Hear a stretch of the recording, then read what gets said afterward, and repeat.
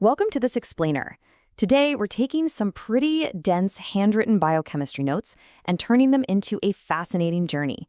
We're going to look closely at the actual molecular architecture of life, directly from the source material.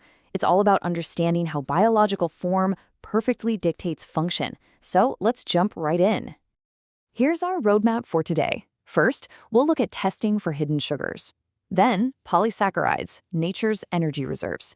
Third, we'll tackle cellulose and hydrogen bonds. And finally, we'll wrap up with the world of lipids. All right, Section 1, testing for hidden sugars. So how do we actually find these hidden, non-reducing sugars in the lab? Well, the notes outline a really precise multi-step procedure. Step 1, you heat the sample with hydrochloric acid, or HCl. This is absolutely crucial because it acts almost like a chemical hammer, breaking down those complex non-reducing sugars into simple monosaccharides. But here's the catch. Benedict's reagent doesn't work well in an acidic environment. So step 2, you add an alkali, like sodium, to neutralize the whole solution.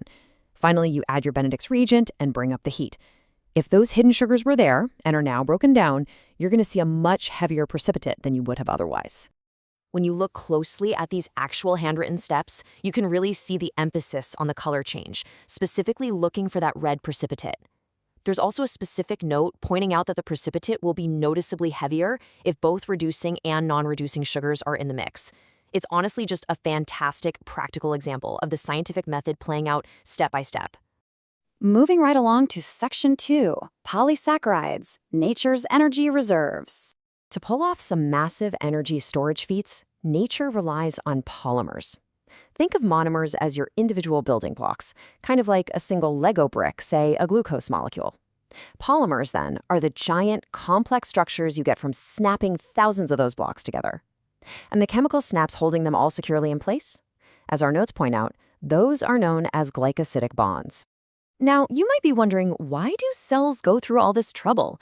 Well, if a cell just filled up with simple glucose, it would dissolve and totally wreck the cell's internal pressure and acidity. Not good. By stringing them into polysaccharides, the cell essentially creates a package that is super compact, entirely unreactive, and insoluble in water. They're basically the perfect, most convenient storage boxes for cellular energy. And when the cell finally needs to tap into that energy, it just uses a process called hydrolysis to snip the building blocks right back off into usable glucose. Now, within plant starch, this storage system takes on two very distinct architectural forms. On one hand, we've got amylose.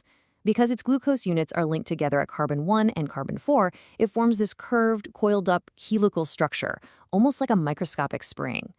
On the other hand, we have amylopectin. It's got those same 1,4 links, but it throws in 1,6 linkages too. That creates a highly branched, sprawling network instead of just a single coil. Comparing these side by side reveals a pretty grand divide in how biology handles energy storage. While plants rely on starch, which is that mix of coiled amylose and branched amylopectin, animals do things quite differently. We rely on glycogen. The notes specify that glycogen is incredibly similar to amylopectin, but it's even more compactly branched. Animals store these as highly concentrated energy reserve granules, totally primed and ready to be tapped into when we need a sudden burst of energy. It's so cool because you can literally trace the thought process here as the notes map out those 14 chemical linkages that build the main chains, alongside the 1,6 linkages that act as the branching points. It perfectly visualizes how just a tiny shift in a chemical bond completely transforms the molecule's final 3D shape.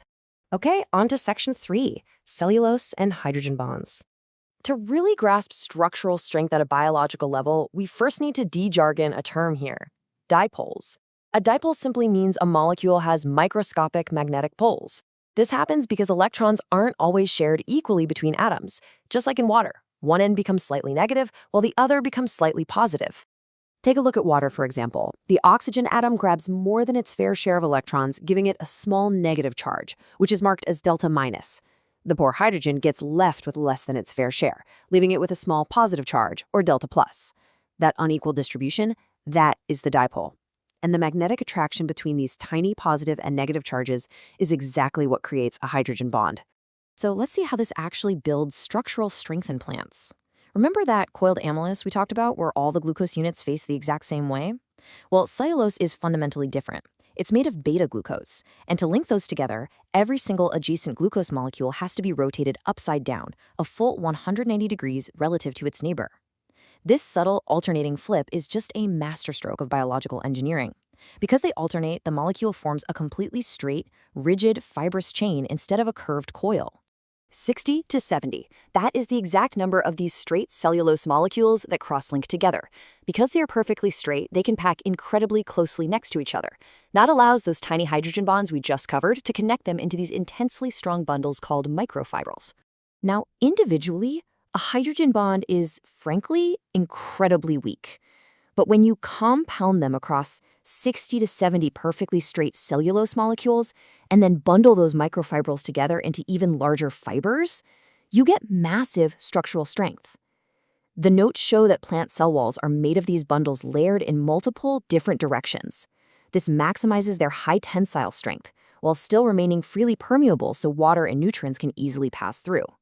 It is literally nature's version of reinforced carbon fiber. And finally, let's dive into Section 4, the world of lipids. Building right off our new knowledge of dipoles, this next concept perfectly explains how molecules interact with water. Polar molecules, which have those positive and negative dipoles, are hydrophilic, literally water-loving. They dissolve easily.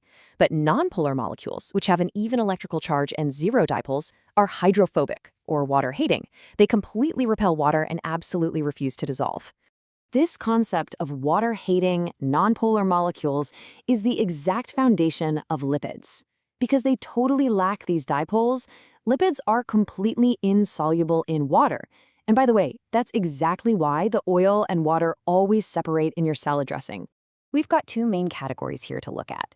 The butter sitting in your fridge, that's a saturated animal fat. Because its carbon chain only has single bonds, it holds the absolute maximum amount of hydrogen possible. This allows it to pack tightly and remain a solid at room temperature. But your olive oil is an unsaturated plant fat. It contains carbon-to-carbon double bonds in its chemical tail. Those double bonds create little kinks in the chain, preventing them from packing tightly together, which is exactly why it stays liquid at room temperature. To understand how our bodies actually store these lipids, we have to look at the molecular anatomy of a triglyceride.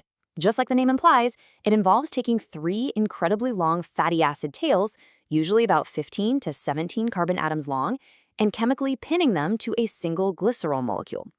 This specific linkage happens through what the notes call a condensation reaction. This handwritten chemical equation maps that connection out perfectly.